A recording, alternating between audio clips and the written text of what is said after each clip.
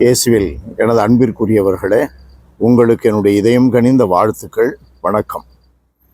இன்றைய நற்செய்தி பகுதி மத்தேயு நற்செய்தி 14வது அதிகாரம் 22 33 முடிய.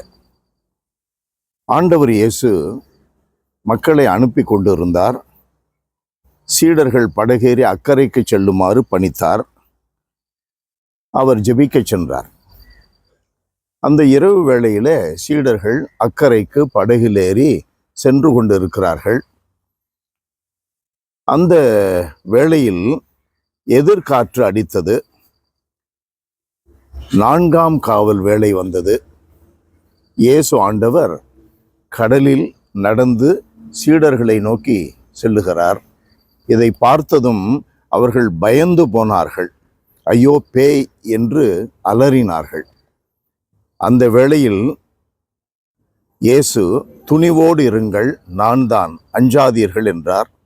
பேதுரு அவருக்கு மறுமொழியாக, ஆண்டவரே, நீர்தாம் என்றால் நானும் கடல் மீது நடந்து உம்மிடம் வர ஆணையிடும் என்றார். அவர் வா என்றார். பேதுருவும் படகிலிருந்து இறங்கி இயேசுவை நோக்கி கடல் மீது நடந்து சென்றார். அன்பானவர்களே, நம்முடைய அன்றாட வாழ்க்கையில் இயேசு நமக்கு சொல்லுகிறார், வாருங்கள், இந்த வாழ்க்கை பயணத்தில் நான் உங்களோடு இருக்கிறேன், நீங்கள் வாருங்கள்.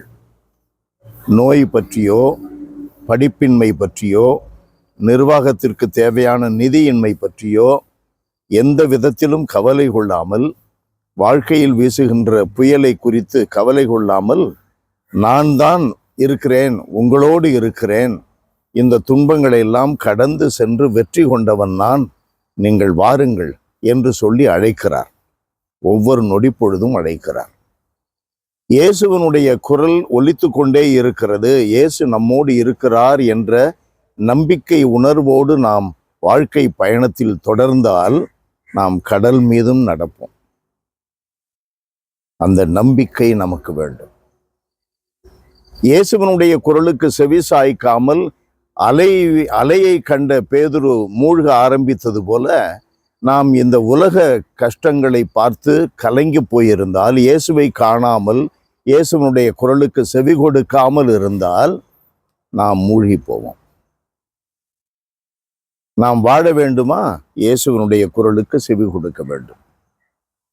மூழ்க வேண்டும் என்றால் நாம் சாத்தானுடைய குரலுக்கு செவி கொடுப்பதை போல உலக காரியங்களை நாம் கண்முன் வைப்போம். நம்முடைய கண்முன் இயேசு இருக்க வேண்டும். நம்முடைய காதுகளில், நம்முடைய உள்ளத்தில் இயேசுவனுடைய குரல் ஒலித்து கொண்டிருக்க வேண்டும். அப்படின்னா பைபிள் வாசிக்கணும், ஜெபிக்கணும், குடும்ப ஜெபம் இருக்கணும். எல்லாம் வல்லவரே எங்கள் இறைவா, உம்மை போற்றி புகழுகிறோம். நீர் எங்களோடு இருக்கிறீர் என்றால் நாங்கள் வாழ்க்கை பயணத்தில் எந்த கவலையும் கொள்ள தேவையில்லை. குடும்ப நிர்வாகம் குறித்தோ, பிள்ளைகளை குறித்தோ, குருக்களாக இருக்கிற நாங்கள் பங்கில் இருக்கிற பிரச்சனைகள் குறித்தோ எந்த சிக்கலிலும் நாங்கள் மாட்டிக்கொள்ள மாட்டோம் என்று நம்பிக்கையோடு உம்மை கண்முன் கொண்டு பயணிக்க எங்களுக்கு அருளை தாரும். நீர் எங்களோடு இருக்கின்றீர் என்ற உணர்வை விட்டுவிட்டு உலகமே பெரிது, உலகத்தையே ஆதாயமாக்கி கொள்ள முடியும் என்றெல்லாம் எண்ணி உலக இயல்புகளுக்கு நாங்கள் அடிமையானால் அழிந்து போவோம், மூழ்கி போவோம் என்ற அச்சத்தையும் எங்கள் உள்ளத்தில் நீர் ஏற்படுத்தியறலும். எங்கள் ஆண்டவர் இயேசுவின் வழியாக உம்மை மன்றாடுகிறோம் தந்தையே. ஆமென், ஆமென்.